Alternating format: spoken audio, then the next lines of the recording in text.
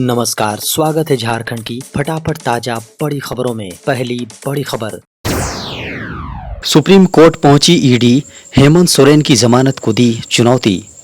झारखंड के सीएम हेमंत सोरेन की मुसीबतें कैबिनेट विस्तार के साथ ही बढ़ गई हैं। ईडी यानी प्रवर्तन निदेशालय ने हेमंत सोरेन को जमानत देने के झारखंड उच्च न्यायालय के निर्णय के खिलाफ सुप्रीम कोर्ट का दरवाजा खटखटाया है। प्रवर्तन निदेशालय ने कहा है हेमंत सोरेन को जमानत देने का फैसला अवैध था। हाईकोर्ट ने हेमंत सोरेन को कुछ शर्तों के साथ जमानत दी थी। फिलहाल सुप्रीम कोर्ट में ईडी की याचिका सुनवाई के लिए लिस्टेड नहीं हुई है।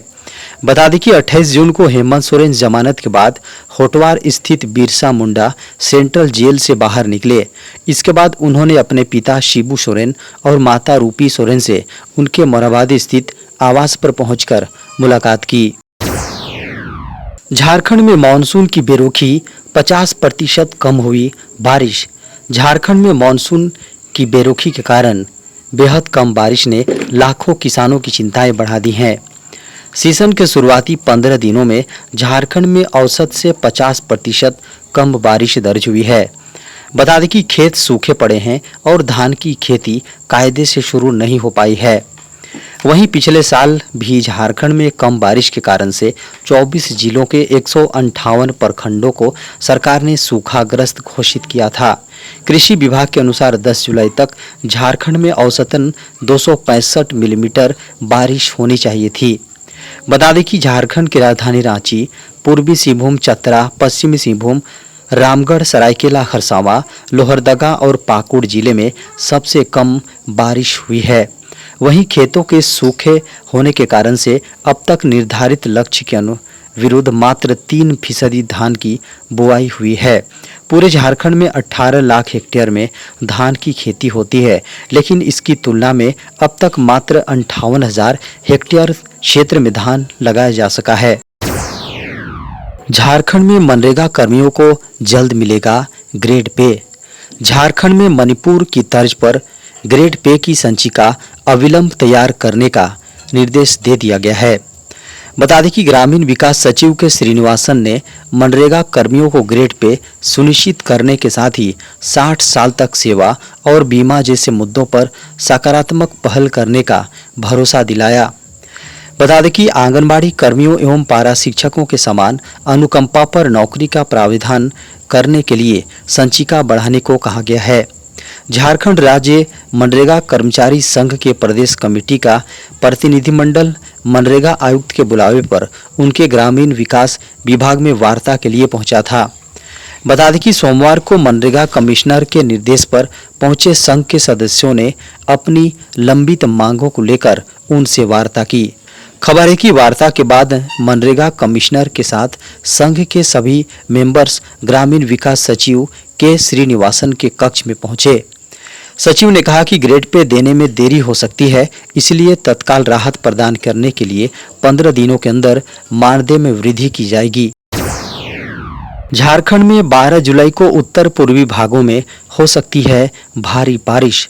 भारतीय मौसम विज्ञान विभाग ने 12 जुलाई को झारखंड के उत्तर पूर्वी भागों में भारी बारिश को लेकर येलो अलर्ट जारी किया है। खबर है कि इसको लेकर देवघर, धनबाद, दुमका, गोड्डा, गिरिडीह, जामताड़ा, पाकुड़ और साहेबगंज समेत अन्य इलाकों में बारिश की संभावना है। बता दें कि राजधानी रांची में सोमवार को मौसम सामान्य रहा, बीच बीच में बादल छाए रहे, गर्मी का अनुभव भी हुआ। दिन के समय अधिकतम 31.7 डिग्री सेल्सियस और न्यूनतम 23.60 डिग्री सेल्सियस तापमान रहा। हालांकि मानसून की बारिश नहीं होने से किसानों की चिंताएं बढ़ गई हैं, वहीं आम लोग भी गर्मी से बेहाल हैं। मौसम विभाग की माने तो अगले कुछ दिनों तक गर्मी का एहसास होगा और सामना भी करना पड़ेगा। सोमवार को सुबह से ही तीखी धूप रही, दिन में कड़ी धूप ने अपना असर दिखाना शुरू कर दिया। एलपीजी सिलेंडर उपभोक्ताओं को बड़ी राहत, केंद्रीय मंत्री ने किया बड़ा ऐलान। केंद्रीय पेट्रोलियम और प्राकृतिक गैस मंत्री हरदीप सिंह पुरी ने करोड़ों एलपीजी सिलेंडर ग्राहकों को बड़ी राहत दी है। खबर है कि हरदीप सिंह पुरी ने स्पष्ट किया है कि एलपीजी सिलेंडरों के लिए ई-केवाईसी करने की कोई समय सीमा नहीं है। उन्होंने कहा कि ऑयल मार्केटिंग कंपनियां फर्जी खातों को खत्म करने और कॉमर्शियल सिलेंडरों को धोखाधड़ी वाली बुकिंग को रोकने के लिए एलपीजी ग्राहकों के लिए ई-केवाईसी लागू कर रही है। सोशल मीडिया प्लेटफॉर्म एक्स पूर्व में ट्विटर पर पूरी की यह प्रतिक्रिया केरल विधानसभा में विपक्ष के नेता वीडी सतीशन के एक पत्र के जवाब में आई। बता दें कि सतीशन ने पत्र के जरिए कहा कि इसे संबंधित गैस एजेंसियों पर करने की आवश्यकता से नियमित एलपीजी धारकों को असुविधा होती है। पूरे ने स्पष्ट किया है कि यह प्रक्रिया 8 महीने से अधिक समय से चल रही है और इसका उद्देश्य यह सुनिश्चित करना है कि केवल वास्तविक उपभोक्ताओं को ही एलपीजी सिलेंडर मिले। बजट में हो सकता है बड़ा खुलासा, डबल हो सकती है अटल पेंशन योजना की राशि। मोदी सरकार के तीसरे कार्यकाल में 23 जुलाई को पेश होने वाले आम बजट का इंतजार हर किसी को है। माना जा रहा है कि इस बार सरकार आम आदमी को राहत देने के उद्देश्य से बड़ी घोषणाएं कर सकती हैं। बता दें कि इसी कड़ी में सामाजिक सुरक्षा मुहैया कराने वाली प्रमुख स्कीम अटल पेंशन योजना की राशि को भी डबल किया जा सकता है।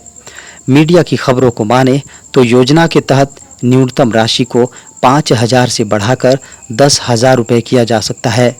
इस सिलसिले में वित्त मंत्री निर्मला सीतारमण बजट में बड़ा ऐलान कर सकती हैं। इस फैसले के अमल में आने से बुजुर्गों को बढ़ी हुई पेंशन मिलेगी। खबरों की माने तो अटल पेंशन योजना को और अधिक आकर्षक बनाने के लिए कुछ प्रस्ताव रखे गए हैं, जिसमें गारंटीड राशि को बढ़ाने की भी बात कही गई है। इस पर बजट में अहम घोषणा की जा सकती है। वर्तमान में सरकार की ओर से गारंटीड लाभ के साथ योजना के आधार पर 1,000 से 5,000 रुपये प्रति माह न्यूनतम पेंशन दी जाती है। टीवी देखना होगा सस्ता, 15 नहीं 45% तक मिलेगा डिस्काउंट। ट्राई यानी टेलीकॉम रेगुलेटरी ट्राई ने कहा कि ब्रॉडकास्टिंग और केबल सर्विस को संचालित करने वाले नियमों में सुधार की सिफारिश की है। ट्राई ने 2 मुख्य सुझाव दिए हैं, जिससे ग्राहकों को आर्थिक रूप से कुछ राहत मिलने की संभावना है। रेगुलेटर का सुझाव है कि सेट टॉप बॉक्स को इंटरऑपरेबल बनाया जाए।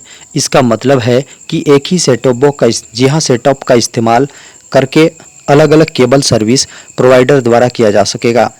इससे लोगों को एक नेटवर्क से दूसरे नेटवर्क पर स्विच करने में आसानी होगी। एक अन्य सुझाव के तहत ट्राई ने नेटवर्क कैपेसिटी फी को हटा दिया है। इसके बाद सर्विस प्रोवाइडर से अपील की है कि वे नेटवर्क कैपेसिटी फीस की एवज में ली जाने वाली रकम को कम कर दें। नेटवर्क कैपेसिटी फीस यानी NCF के तहत 200 चैनलों के लिए 130 रुपये और 200 से ज़्यादा चैनलों के लिए 160 रुपये लिए जाते थे। इसी कैप को ट्राई ने हटा दिया है। सेट बॉक्स प्रोवाइडर अब अपनी मर्जी से NCF लागू कर सकते हैं, लेकिन उन्हें कंज्यूमर को इसके बारे में जानकारी देनी होगी। अब सर्विस प्रोवाइडर्स चैनल के बंडल्स पर 45% तक डिस्काउंट दे सकेंगे। यह लिमिट पहले केवल 15% थी। पब्लिक सर्विस ब्रॉडकास्टर के डीटीएच प्लेटफॉर्म पर मौजूद चैनलों को फ्री टू एयर घोषित किया जाएगा। कैरेज फीस रिजिम को सरल बनाया जाएगा। इससे कैरेज फीस कम करने में मदद मिलेगी। कैरेज फीस वह चार्ज होता है जो ब्रॉडकास्टर द्वारा डिस्ट्रीब्यूटिंग चैनल्स को दिया जाता है।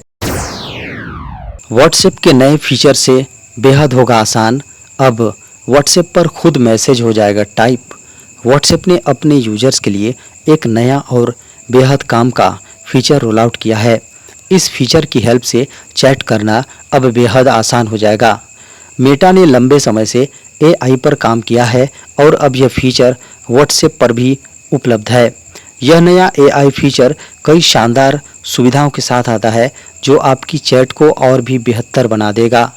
व्हाट्सएप के इस नए फीचर को मेटा AI कहा गया है। इस फीचर की मदद से आप किसी से भी आसानी से बात कर सकते हैं और अपनी चैट को मज़ेदार बना सकते हैं।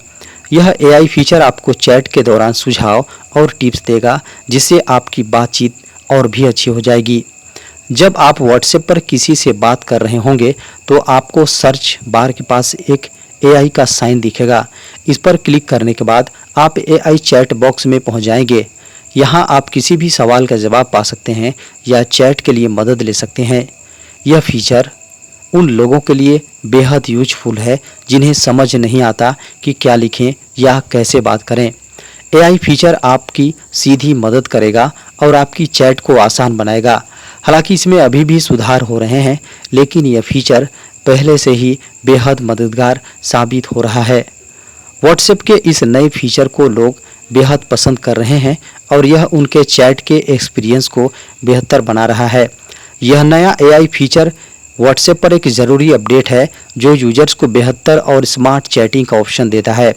यह फीचर न केवल आपकी बातचीत को इफेक्टिव बनाता है, बल्कि आपके समय की भी बचत करता है।